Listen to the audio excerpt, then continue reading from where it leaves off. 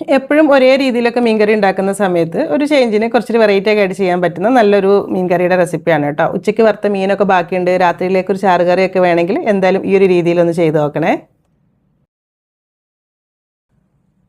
ആദ്യം ഒന്ന് മീൻ ഫ്രൈ ചെയ്തെടുക്കാനുള്ള ഒരു മസാല ഒന്ന് റെഡിയാക്കി എടുക്കുക. നമ്മൾ സാധാരണ ആ ഒരു മാരിനേഷൻ തന്നെയാണ് കേട്ടോ. മുളക് പൊടിയും മഞ്ഞൾപ്പൊടിയും കുരുമുളക് പൊടിയും എടുത്തിട്ടുണ്ട്. പാകത്തിനുള്ള ഉപ്പും കുറച്ച് വെളിച്ചെണ്ണയും കൂടെ ചേർത്തിട്ട് ഒരു ഇത്തിരി വെള്ളവും കൂടെ ചേർത്ത് മിക്സാക്കി എടുക്കുക.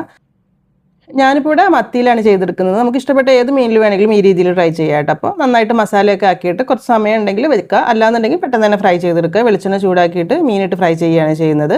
ഒരു ഇത്തിരി വെളുത്തുള്ളി ചതച്ചതും കുറച്ച് കറിവേപ്പിലയും കൂടി ഇട്ട് കൊടുത്തിട്ട് ഈ ഒരു രീതിയിൽ ഫ്രൈ ചെയ്തെടുത്ത് സൈഡിലേക്ക് മാറ്റി വെക്കാം. ഇനി കറി വെക്കാനുള്ള ചട്ടിയിലേക്ക് കുറച്ച് വെളിച്ചെണ്ണ ചൂടാവുന്ന സമയത്ത് ഇതിലേക്ക് കുറച്ച് ഇഞ്ചി നല്ല ചെറുതായി മുറിച്ചതും 2 പച്ചമുളകും കുറച്ച് കറിവേപ്പിലയും കൂടി ഇട്ടിട്ട് ഒന്നങ്ങ് മൂപ്പിച്ചെടുക്കുക കേട്ടോ. ഈ സമയത്ത് നമ്മൾ ആദ്യം മീൻ ഫ്രൈ ചെയ്ത ഓയിൽ ബാക്കിയുണ്ടെങ്കിൽ അത് ഒഴിച്ചു കൊടുത്താലും മതിയാവും. ഇനി ഇതിലേക്ക് മീഡിയം സൈസിൽ വരുന്ന 2 സവാള ചെറുതായി മുറിച്ചതും പാകത്തിനുള്ള ഉപ്പ് കൂടെ ചേർത്തിട്ട് നന്നായിട്ടൊന്നങ്ങ് വഴറ്റിയെടുക്കാം. അത്യാവശ്യം നന്നായിട്ട് വഴന്നു വരുന്ന സമയത്ത് തീയൊക്കെ ഒന്ന് കുറച്ച് വെച്ചിട്ട് മസാലപ്പൊടികളായിട്ട് ആദ്യം ഇത്തിരി മഞ്ഞൾപ്പൊടി ഇട്ട് കൊടുക്കുന്നുണ്ട്. പിന്നെ കാശ്മീരി മുളക് പൊടിയാണ് കേട്ടോ എടുത്തിട്ടുള്ളത്, നല്ലൊരു കളറിന് വേണ്ടിയിട്ട്. അതുപോലെ ഇത്തിരി മാത്രം മല്ലിപ്പൊടി ഇട്ട് കൊടുക്കുക, കുറച്ച് കുരുമുളക് പൊടിയാണ് എടുത്തിട്ടുള്ളത്. എന്നിട്ട് ഇതെല്ലാം കൂടെ നന്നായിട്ട് അങ്ങ് മിക്സ് ആക്കി എടുക്കുന്നുണ്ട്.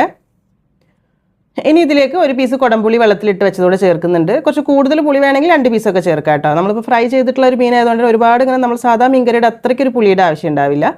പാകത്തിനുള്ള ചൂടുവെള്ളം കൂടെ ഒഴിച്ചിട്ട് നന്നായിട്ട് അങ്ങ് തിളപ്പിച്ചെടുക്കാം. ചെറിയ തീയിൽ അടച്ച് വെച്ചിട്ട് ഒരു 3-4 മിനിറ്റ് നന്നായിട്ടും തിളപ്പിച്ചെടുക്കണേ. അപ്പോഴേ കുറച്ചൊന്നങ്ങ് കുറുകി കിട്ടിക്കോളും ഗ്രേവിയൊക്കെ.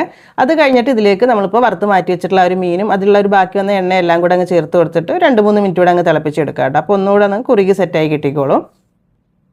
ഗ്രേവിയൊക്കെ ഒന്ന് കുറുകി തുടങ്ങുന്ന സമയത്തിന് ഇതിലേക്ക് നല്ല കട്ടിയുള്ള ഒരു അരക്കപ്പളവിൽ തേങ്ങാപ്പാൽ ചേർത്ത് കൊടുക്കുന്നുണ്ട് കേട്ടോ. എന്നിട്ട് തിളപ്പിച്ചെടുക്കൊന്നും വേണ്ട, ഒന്നങ്ങ് ചുറ്റിച്ച് ചൂടാക്കി എടുത്താൽ മാത്രം മതിയാവും. ഈ ഒരു തേങ്ങാപ്പാൽ ചേർക്കണം കേട്ടോ, നല്ലൊരു ടേസ്റ്റ് കൂടുതൽ കിട്ടുന്നത്.